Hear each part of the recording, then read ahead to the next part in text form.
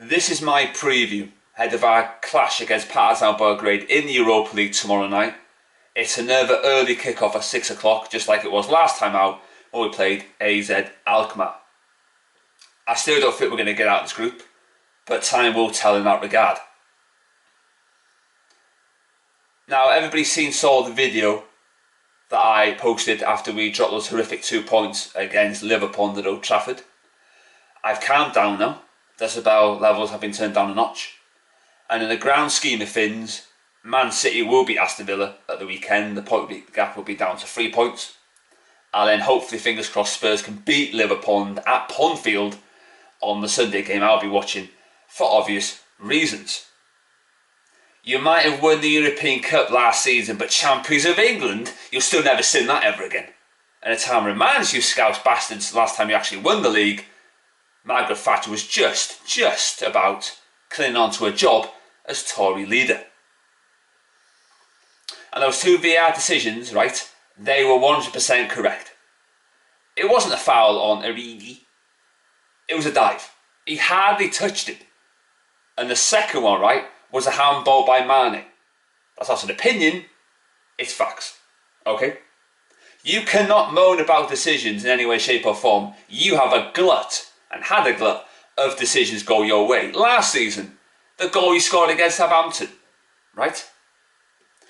The goal you scored when it wasn't a free kick on Matt Ritchie, when Ritchie gave it away. That was never a free kick in a million years. And I'm sure there's others as well that people will know about. And you had a decision obviously earlier this season when Mane went down for a penalty kick that was never a penalty kick, by the way. All you need to do with these Liverpool players, right, is tap them on the shoulder, and they go down like a bunch of bloody fairies. You're not going to win the league, you Scouse bastards. I said last season in December you weren't going to win it. I remember Danny Murphy in December going, I think it's going to be, I think it's going to be Liverpool's year. And he jinxed you. Hey, so there you go. And I was right again. A time reminder that if you want the Vermin to win the league as a Manchester United fan, then you are not a Manchester United fan, as far as I'm concerned anyway. And if you're out of the loop, you probably don't know why I just said that. Anyway. And people are blaming Ashley Young for the 2 points dropped. Maybe you should watch the game back, yeah? It was actually Wamba Krapa, right? Who didn't stop the cross. There was a gaping hole when Liverpool went on the counter-attack. If he stops a cross, we don't talk about Marcus Rojo and Ashley Young sleepwalking to the ball as Adam Lallana came in and invited to pop the ball past David De Gea. You're always taught, whether you're a kid or above, always stop the cross from going in. And he didn't do it, and he failed, and he's the one and the reason why we dropped those 2 points. Even Darren Fletcher said on Match of Day 2 we should have stopped the cross, and so did Ole Gunnar Solskjaer in his post-match press conference. So there you go. So the team I'm going to pick against Belgrade, Partizan Belgrade, De Gea is not going to be involved in the game, so Romero is going to play. Right back, we don't have many options, so I'm just going to put Ashley Young there. Left back, going to play Marcus Rojo. I know he's naturally a centre back by trade, but needs must. At left back, I'm not going to put that gobshite Brendan Williams in because he's crap. That's not an opinion, it's a fact, because Ashley Young's the best left back at the club. That's not an opinion, it's a fact.